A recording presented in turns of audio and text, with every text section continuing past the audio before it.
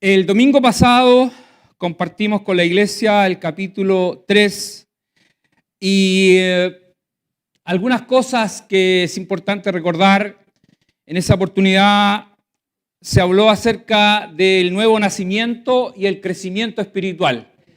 Que el Hijo de Dios, aquel que es nacido de nuevo, necesariamente tiene que crecer.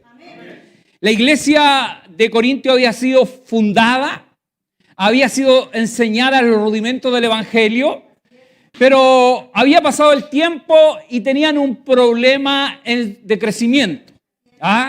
Su crecimiento se había estancado y el apóstol estaba preocupado, por lo tanto manda esta carta para exhortarles y hablarles acerca de cómo debía ser ese crecimiento. Habló también la palabra del Señor acerca de la conducta.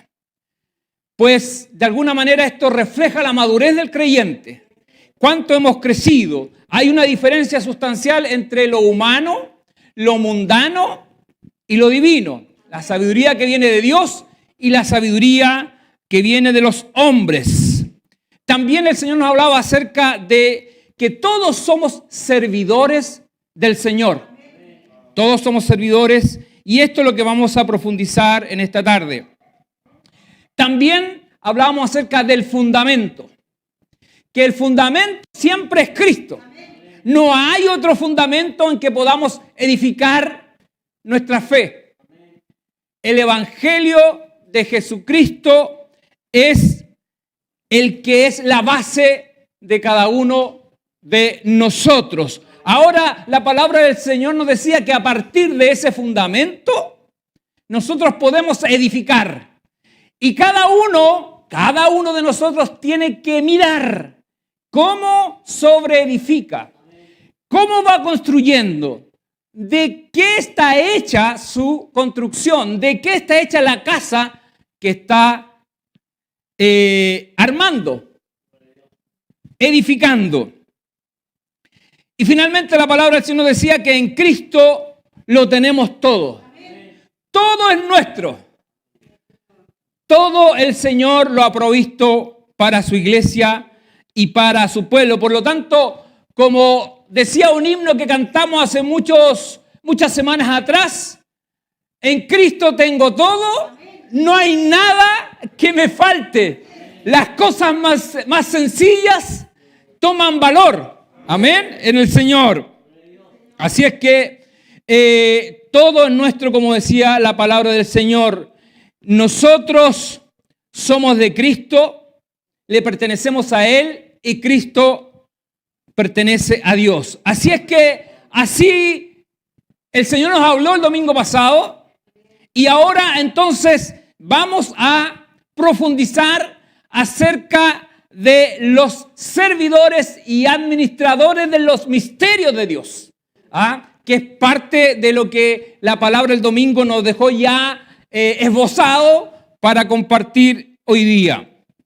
Y vamos a desarrollar el capítulo que hemos leído en parte, pero lo que nos encontramos en este capítulo en que el apóstol primero describe aquel servidor y administrador fiel.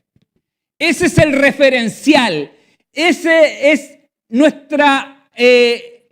es como nuestra muestra, es aquello que nosotros debemos de alguna manera imitar. El modelo, justamente. Entonces, él parte dejando establecido en los versos 1 y 2 el marco y que los identifica a ellos como apóstoles. Y dice, así pues tengan los hombres por servidores ¿de quién? De Cristo. Amén. Y administradores de los misterios de Dios. Ahora bien, esto es lo que él señala y establece. Ahora bien, se requiere de los administradores, se requiere de los servidores, que cada uno sea hallado fiel. Esto es lo que permite desarrollar todo este capítulo. Es básico, es elemental, es clave para lo que vamos a compartir. Entonces, cuando uno lee esto y luego el apóstol comienza a señalar a partir de esta frase, entonces, tener claridad, ¿qué quiere decir cuando él habla de un servidor fiel a Cristo? ¿Qué quiere decir cuando habla de un administrador fiel? ¿Cuáles son esas características que deben reflejarse en aquel servidor, en aquel hijo de Dios, aquel que comienza a tener un crecimiento y un desarrollo? Primero, él, habla de este concepto que debemos profundizar, pero ¿cómo entendemos esto nosotros? Bueno, una de las cosas que en cada uno se debe ir manifestando en la medida que va pasando el tiempo es el testimonio de cada uno, el cual evidencia que el fruto del Espíritu, que ya lo compartimos, por eso que los libros anteriores que compartimos eran relevantes para entender lo que ocurría en la iglesia de los Corintios y que para nosotros es relevante en nuestros tiempos. Entonces, dentro del testimonio del creyente debe estar el fruto del Espíritu. Gálatas 5, ¿cierto? Bien, Gálatas 5 que lo compartimos. Luego, entonces, si en el creyente, en el servidor, está desarrollándose y está aflorando este fruto del Espíritu, ¿dónde está o dónde podemos testificar primeramente acerca de este cambio que el Señor está haciendo? ¿Qué es lo más cercano de nosotros? La familia, nuestro hogar, nuestra esposa, el esposo. Los hijos tienen que ver en uno, ¿no es cierto?, ese cambio. Tienen que ver ese fruto desarrollándose. Entonces es un gran desafío, porque nosotros somos seres erráticos, nos equivocamos. Y por eso que tenemos que estar siempre a los pies de Cristo, para pedir perdón por aquellas cosas que están mal en nosotros, para que el Señor vaya moldeando, trabajando. Entonces tenemos estas cosas. ¿Qué cosas también evidencian al servidor que está de alguna manera procurando ser fiel? Nuestro tipo de conversaciones, nuestras conversaciones habituales. ¿Qué es lo que hay en nuestras conversaciones? ¿Cuáles son las temáticas de nuestra mesa? ¿Cuáles son las temáticas que compartimos con las personas que están a nuestro alrededor? Otra de las cosas que debe reflejarse entonces en un buen servidor o un servidor que debe ser hallado fiel, dice también ser un buen administrador de los misterios de Dios.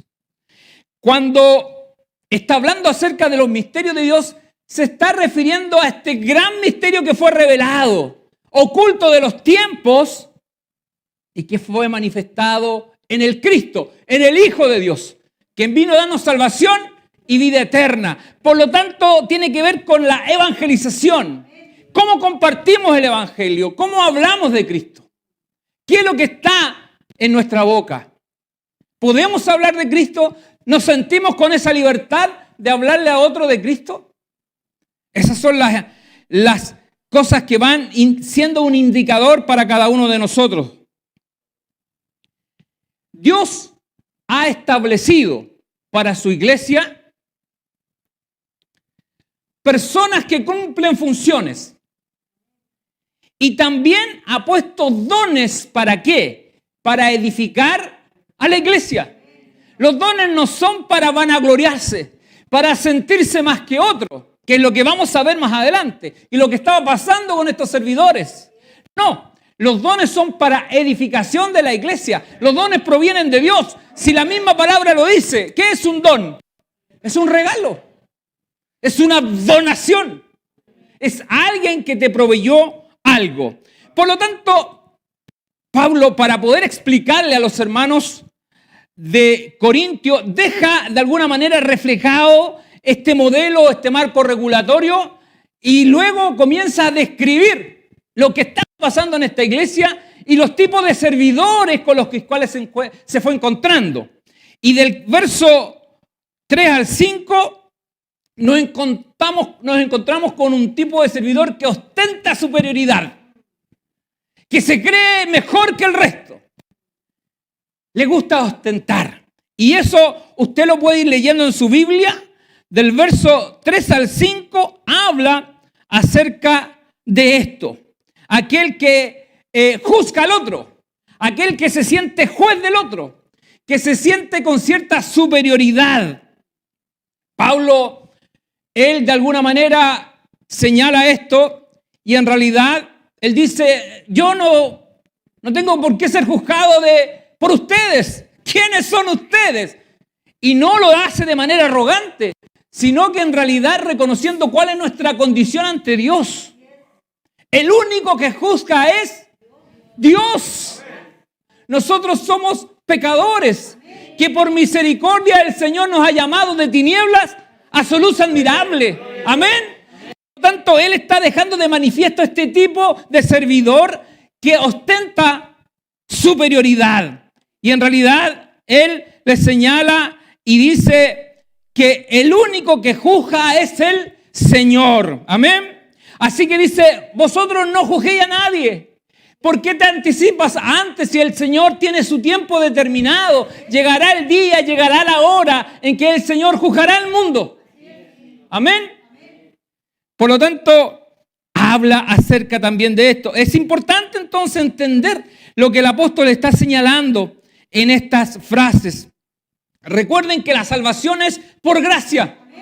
No es por mérito humano. No hay ninguna obra que el hombre pueda hacer para ser acreedor de la salvación y de la vida eterna. Nada el hombre puede hacer.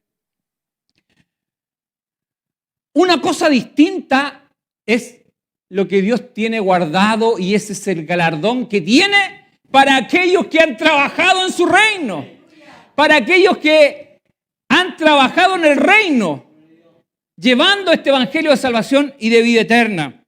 El Señor, a través del profeta Juan, escribe en el libro de Apocalipsis 22 al 12, dice, he aquí yo vengo pronto. Dice, y mi galardón conmigo. ¿Para qué? Para recompensar a cada uno según sea su obra. Amén. Es distinto. ¿Se dan cuenta? El Señor sí va a recompensar por el trabajo que nosotros hacemos con devoción, con entrega. No porque en realidad yo crea ser merecedor de la salvación, sino por gratitud al Señor, por seguir las instrucciones de su palabra, lo que el Señor nos está diciendo permanentemente. Entonces, el Señor con esto, o el apóstol no quiere decir que actuemos deliberadamente y que si hay pecado dentro de la iglesia no se haga nada. No es así. Nosotros vamos a ver en los capítulos que vienen que hay un caso de inmoralidad que tiene que ser tratado en la iglesia. Pero lo vamos a ver en el próximo capítulo. Pero en esto, el apóstol no es que esté de alguna manera señalando acerca de ciertas situaciones o problemas que no se deben resolver. Sí se deben resolver. Pero lo que él está señalando y diciendo que nadie puede juzgar en el sentido de la salvación del otro, porque la salvación viene de Dios. Amén. Y en este sentido, es tan importante y lo que el apóstol está llamando a autoevaluarse. Es importante tener una conciencia viva, la que el Espíritu Santo permanentemente nos despierta. Porque es el Espíritu Santo el que trata con nosotros. Él es el que nos convence ¿de qué? De pecado. Él nos convence cuando estamos equivocados, cuando estamos haciendo algo que a Dios le desagrada. Es el Espíritu Santo el que trata con nosotros. Por tanto, siempre es bueno someterse a un autoexamen. Hay oportunidades cuando nos sometemos a un autoexamen, ¿o no? En la administración, quienes trabajan o de manera dependiente saben que al menos una vez al año hay una evaluación de desempeño, ¿no es cierto? Y de esa manera hay un historial de cómo ha sido nuestro desarrollo profesional durante todo el año y se evalúa nuestro trabajo. Pero ¿cuál es el propósito de eso? En realidad no es pasar cuenta, eso no tiene ni un sentido. Es mejorar, porque es un equipo de trabajo. Bueno, en la iglesia también somos un equipo, somos un cuerpo. Pablo lo habla de otra manera, lo dice, somos un cuerpo. Todos cumplimos diferentes funciones, amén. Bueno, luego entonces nos encontramos con otro tipo de servidor, que es el servidor que se gloría en sus logros, el que se siente ya completo, como que si él lo lograra todo. ¿Ah? Y en los versos de este capítulo del 6 al 7 está hablando acerca de esto. Les dice, yo voy a leer las preguntas retóricas que le hace. ¿Ah? Usted lee el resto, digamos, pero dice, porque ¿quién te distingue? ¿Quién te dio ese título que te está de alguna manera autoproclamando para sentirte superior a los demás? ¿O qué tienes tú que no hayas recibido? ¿Acaso no te das cuenta que lo que tú tienes es un regalo? Entonces, ¿qué tienes tú que no hayas recibido de alguien? Y le dice, ¿por qué te glorías como si no lo hubieras recibido?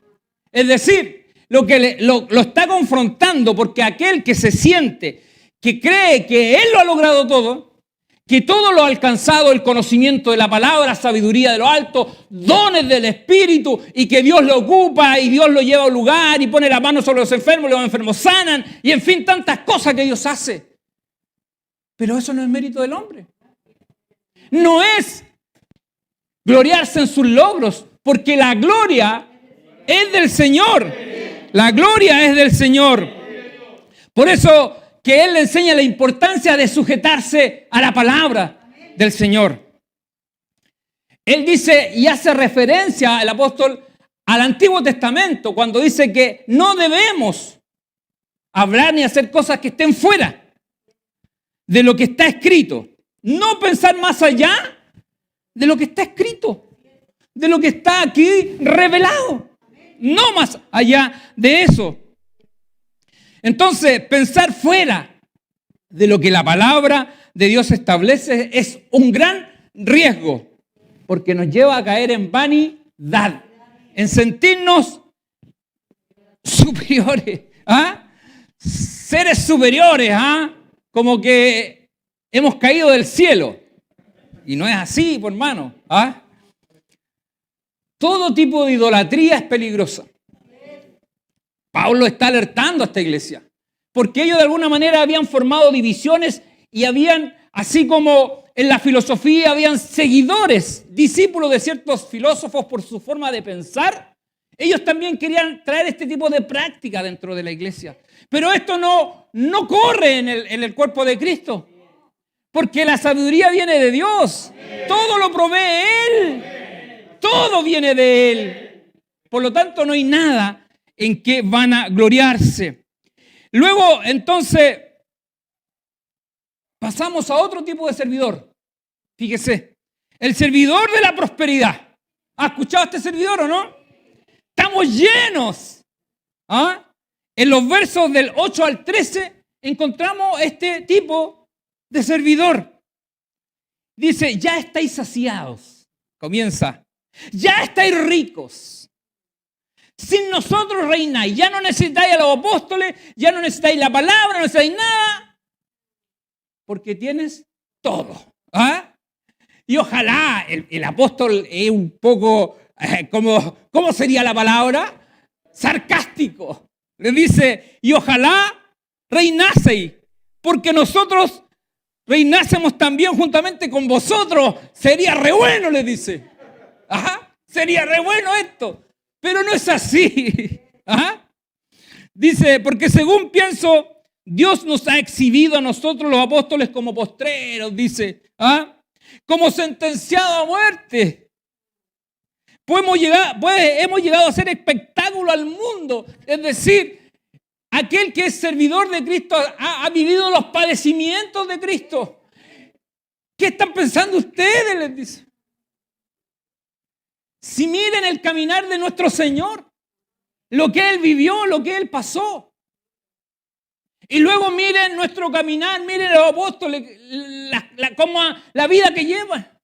el sufrimiento que llevan a cuesta por llevar las buenas nuevas de salvación y de vida eterna. Miren a nosotros, le dicen, miren a Apolo, mírenme a mí.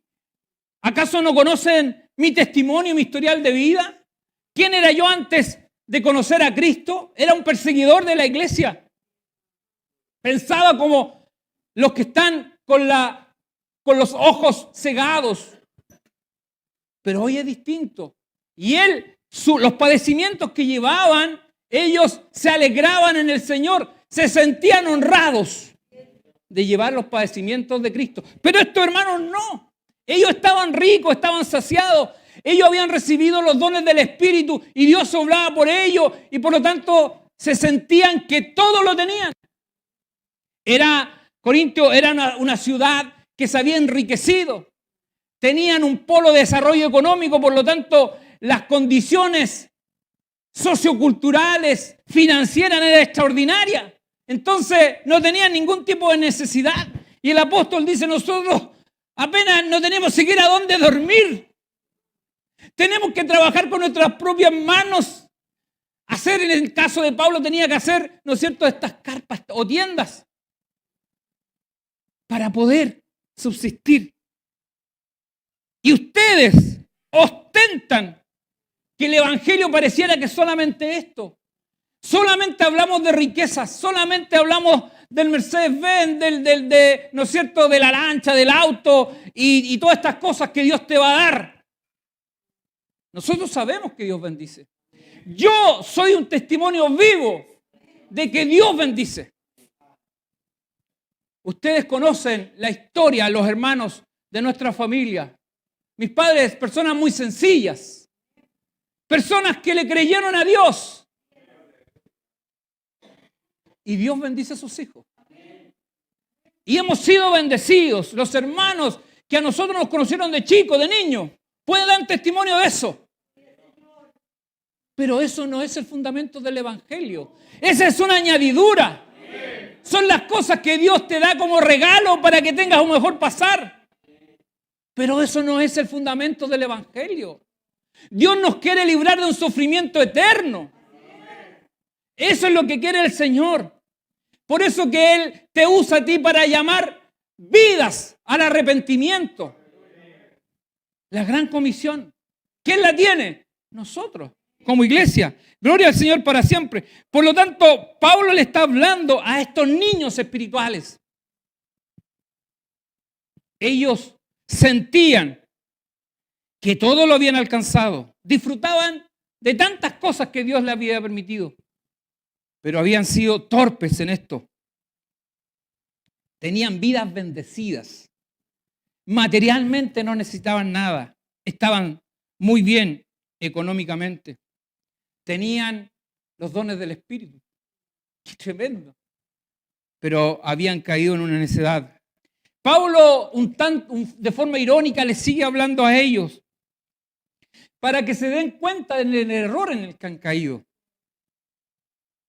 Ellos era como que si estuvieran viviendo en el reino de Dios, en el cielo, disfrutando, anticipándose a que el rey venga y traiga la corona. Ellos ya estaban coronados, fíjese. Qué extraño, ¿no? Por lo tanto,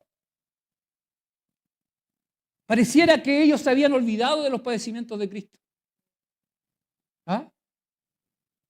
El Señor le dijo a Pablo, cuando lo llamó, ¿qué le dijo? ¿Cuánto tendrás que sufrir por causa de mi nombre? Y no es que el Señor en ese sentido, Él quiera que nosotros suframos. Lo que pasa es que el mundo está bajo el maligno y es un enemigo de Dios. Por lo tanto, eso mismo hace que todo aquel que es hijo de Dios sea enemigo del mundo. Y eso nos expone. Por eso que Pablo llama la atención en esto. Los apóstoles habían pasado muchas cosas por amor a Cristo. Los padecimientos de Cristo los llevaban, las marcas las llevaban en su cuerpo. ¿Sí? Llevaban marcas en su cuerpo. Ellos habían sido azotados, encarcelados. ¿Sabe que cuando Juan le está escribiendo a la iglesia, Dios siempre reconoció de cada una de la iglesia algo bueno. ¿Sí? Reconoció de las iglesias en Apocalipsis, ¿no es cierto? Pero había una iglesia que le dijo algo que nos debe llamar la atención. ¿Qué es lo que estaba pasando en esta iglesia? En Corintios. Y si nosotros vamos al libro de Apocalipsis, en el capítulo 3, verso 17, dice, porque tú dices, iglesia de Corintios, porque tú dices, iglesia de la Odisea, yo soy rico y me he enriquecido y de ninguna cosa tengo necesidad. Y lo que Dios le dice, y no sabes que tú eres un desventurado, miserable, pobre, ciego y desnudo. Eso es lo que pasa con las personas que realmente miran de una manera distinta al Evangelio. Buscan un Evangelio acomodado a una vida de un buen pasar solamente como si el Evangelio consistiera en eso. En tener una buena economía, una buena chequera, un buen auto y una buena casa. ¿Y esa es la salvación? No. Lo que el Señor quiere es salvar nuestra alma. Quiere librarnos de un sufrimiento eterno. Bendito sea el Señor que vive y reina para siempre. Así es que nos encontramos entonces con este tipo de servidor. Luego tenemos otro tipo de servidor, aquel que es mal aconsejado, aquel que escucha a personas que no tiene que escuchar. Y eso usted lo puede ver en los versos del 14 al 17. Pablo les habla a ellos como un padre que ama a sus hijos. Les señala y dice que todo lo que él está escribiendo es para llevarlos a una reflexión profunda. Si Pablo había sido el fundador de la iglesia, él había predicado el evangelio a ellos. Por lo tanto, ¿cómo era posible que ellos pensaran que Pablo tenía otro propósito con ellos? Solamente lo que él quería hablarle como de padre a hijos. Ajá. Él sentía que era un padre espiritual de ellos. Y ellos no estaban respetando la autoridad del apóstol. Entonces tiene que llamarle la atención. ¿Por qué? ¿Pero por qué pasaba esto? Porque los hermanos de la iglesia de Corintios estaban colocando oídos a personas que no debían escuchar. Personas que no tenían una madurez espiritual. Personas que realmente lo que buscan muchas veces es sus propios pensamientos, sus propias ideas, sin sustentar lo que piensan en la palabra del Señor. Y ahí es cuando se generan ciertos problemas. Y esto estaba pasando en esta iglesia. Entonces nos encontramos con un servidor mal aconsejado. Eso nos pasa muchas veces cuando nos acercamos a personas que no deberíamos acercarnos. Pablo, como padre espiritual de esta iglesia, él señala y dice, no imiten a personas que creen que en la sabiduría de los hombres está el éxito. Ellos eran una cultura griega, amantes de la sabiduría. Dice que los griegos buscan ¿qué? Sabiduría. Y los judíos, milagros. ¿No es cierto? Señales. Pero Pablo dijo, yo busco a Cristo y a este crucificado, aquel que dio su vida en la cruz por amor a toda la humanidad. Por lo tanto, él le dice, no imiten a otras personas, a estas personas que son los que están generando divisiones, aquellas personas que creen que sus capacidades intelectuales son las que los van a llevar al cielo. No, les dice. Fíjense bien con quién están conversando. Luego le dice, imítenme a mí, pero no de una manera, no lo está diciendo de una manera soberbia, sino que Pablo es un apóstol que había sido llamado por Cristo. Por lo tanto, él se sentía con la facultad de decir, imítenme a mí, porque yo sí llevo las marcas de Cristo y yo quiero lo mejor para ustedes como iglesia. Eso les decía. Imítenme a mí. Él les dice, aunque ustedes tengan muchos tutores o muchos ayos en estos versículos del 18 al 20, del 14 al 17, aunque tengan muchos años, muchos ayos, muchos tutores, en realidad, fíjense que le dice, yo soy tu padre. ¿Ha escuchado ese término, no? Alexis debe saber lo que estoy diciendo. Yo soy tu padre. Eso le está diciendo Pablo. Yo a ustedes los formé. Yo les prediqué. Si ustedes quieren un referente, yo soy un formador de iglesia, le está diciendo. Y no es que le esté tirando el currículum encima, o de manera vanidosa, sino en realidad él tiene una conciencia plena de lo que está pasando en la iglesia, del problema que tenían. Lo que Pablo quería era resolver esos problemas, que esas cosas se terminaran. Por eso que lo está llamando a la exhortación, lo está llamando de alguna manera a la disciplina. Y ese es entonces el servidor mal aconsejado. Luego tenemos otro tipo de servidor que es el último, el servidor rebelde. ¿Ve que en la iglesia también hay servidores rebeldes? Que no se quieren sujetar a la palabra, que quieren andar así sin Dios y sin ley, como se dice. No se sujetan a nadie. Y si la autoridad de la iglesia le llama la atención, ¿y vos quién soy? ¿Sale el chihuahua? No, pues si la palabra del Señor nos educa, nos enseña a hablar. La palabra del Señor es la mejor academia, es la mejor universidad que la persona puede tener. Incluso nos enseña a hablar. Entonces, pero está este servidor rebelde, fíjese. Y en los versos del 18 al 21 dice, más algunos están envanecidos, como si yo nunca hubiese de ir a vosotros. Pero iré pronto, le dice. Iré pronto a vosotros si el Señor quiere. Mire la humildad que hay. Si el Señor quiere. Segundo, y conoceré, no las palabras. Quiero verlas cara a cara. Esto no se trata de palabras, no se trata de buen discurso. Aquí se trata del poder de Dios. Le dice, y conoceré, no las palabras, no me interesa lo que ustedes hablen, sino el poder de los que andan envanecidos. A ver, ¿qué poder hay en ustedes? ¿De qué están hablando? De alguna manera él sigue con un tanto ironía con ellos.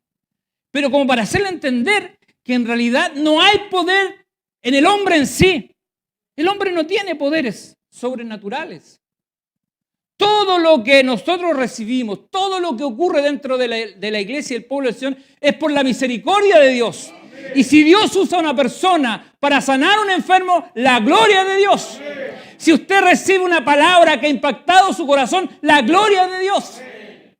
Siempre la gloria es de Dios. Pero estaban estos rebeldes, estos servidores rebeldes, que andaban envanecidos, siguiendo sus propias ideas, sus propias cosas. Y Pablo les dice, porque el reino de Dios no consiste en palabras, no consiste en el buen bla bla, no consiste en el buen discurso y la capacidad de oratoria. No. El reino de Dios no consiste en palabras, le dice, sino en poder de Dios. ¿Qué queréis? Le dice. ¿Iré a vosotros con vara o con amor? ¿Y espíritu de mansedumbre? ¿Qué quieren? ¿Vara o palabra de mansedumbre? En sus manos tales. Porque yo tengo que corregir. Y como todo padre que ama a su hijo, ¿qué es lo que hace cuando se porta mal? Los disciplina, los corrige, los reprende. A mí no me cabe en la cabeza, yo creo que a todos los que hemos conocido a Cristo, que en el corazón de un padre haya maldad contra su hijo. Yo no lo puedo concebir. Aunque en el mundo nosotros nos encontramos con varios padres que les hace falta Cristo, porque han abandonado a sus hijos, porque han actuado de manera mala con sus hijos, incluso los han abandonado. Pero nosotros que hemos conocido a Cristo, entendemos el amor de Dios como Padre para nosotros y también de alguna manera eso se manifiesta a nuestros hijos. Y el padre que ama y la madre que ama a un hijo quiere lo mejor para su hijo, independientemente que a veces seamos torpes en las palabras. No tengamos el tino y la suavidad que muchas veces se necesita, porque nos equivocamos también, digamos. Pero hay algo en nosotros que es el buen propósito. Lo que nos moviliza, el espíritu que hay en esto, es que nosotros queremos lo mejor para nosotros. Y eso es lo que Pablo quería para esta iglesia. El Evangelio es el que nos trae salvación y vida eterna. Nos libra del tormento y sufrimiento eterno. Y con Cristo reinaremos por la eternidad. Para allá vamos. Es el Evangelio de poder el que transforma y cambia vidas. No hay nada más que pueda cambiar al ser humano. No hay otro poder, sino el poder de Jesucristo. El Evangelio, entonces, se evidencia en nuestras conductas. Amén. El poder de Dios, a través del Espíritu Santo, trabaja 24/7. ¿Has escuchado el término 24/7, no? ¿Ah? Así trabaja el Espíritu Santo, 24/7. Corrigiéndonos, enseñándonos. Que realmente podamos oír la voz del Espíritu. Entonces, esto no tiene que ver con oratoria. No tiene que ver con el buen discurso de humana sabiduría para persuadir a otros, sino es el poder de Dios actuando en nosotros, cambiando y transformando vidas. Por lo tanto, cada uno de los servidores que el apóstol está apuntando, dice, cada uno sea hallado fiel. Ese es el servidor al cual hay que apuntar. Así es que en esto tenemos que hacer un autoexamen. Cada uno de nosotros. Porque él dice, y cuando enmarca dice, ahora bien, en los versos 1 y 2, vuelvo atrás para recordar. Entonces, ahora bien, se requiere de los administradores, se requiere de los servidores, se requiere que cada uno sea hallado fiel. Gloria al Señor para siempre. Entonces, ¿cuál es la aplicabilidad de esto? Porque tiene que ver al final con eso. Eso es lo que el Señor quiere para nuestra iglesia, para las personas que han conocido a Cristo, que vayan desarrollándose, que dejemos de ser bebé y vayamos, ¿no es cierto?, teniendo ese crecimiento, aunque sea lento, pero no importa, crecer. Ser un servidor de Cristo. Entonces, bueno, ¿con cuál de estos nos identificamos? ¿Ah? ¿Aquel que ostenta superioridad? ¿El servidor que se gloría en sus logros? ¿El servidor de la prosperidad? ¿El servidor mal aconsejado? ¿El servidor rebelde? ¿Cuál es el grado de fariseísmo que hay en usted? ¿En mí? ¿Cuál es el grado de fariseísmo? ¿O somos fariseos que estamos en rehabilitación? Yo quiero ser un fariseo en rehabilitación. ¿Qué le parece? Todos queremos ser eso, ¿no es cierto? Porque muchas veces estas cosas aparecen en nosotros. Si esto es lo que pasaba en la iglesia de Corintio, y esto no es ajeno a la realidad del pueblo de hoy día, del pueblo de Dios. Por eso que el apóstol está apuntando a un servidor maduro en Cristo. Él lo que desea es que la iglesia crezcan y se desarrollen. Y yo anhelo y deseo, partiendo de mí primero, ¿no es cierto?, que el Señor me ayude en este proceso de crecimiento. Yo quiero crecer. quiero realmente ser un referente en el sentido de poder ayudar a otros, de poder aconsejar con sabiduría de Dios, no con sabiduría de hombres, sino sea el Señor trabajando en nuestra iglesia. Amén. Que el Señor bendiga su palabra. Que el Señor realmente trabaje en nuestras vidas y haga de nosotros un buen servidor, un buen administrador y seamos hallados fiel ante el Señor. Amén. El Señor les bendiga su palabra y para Él sea la gloria y la honra.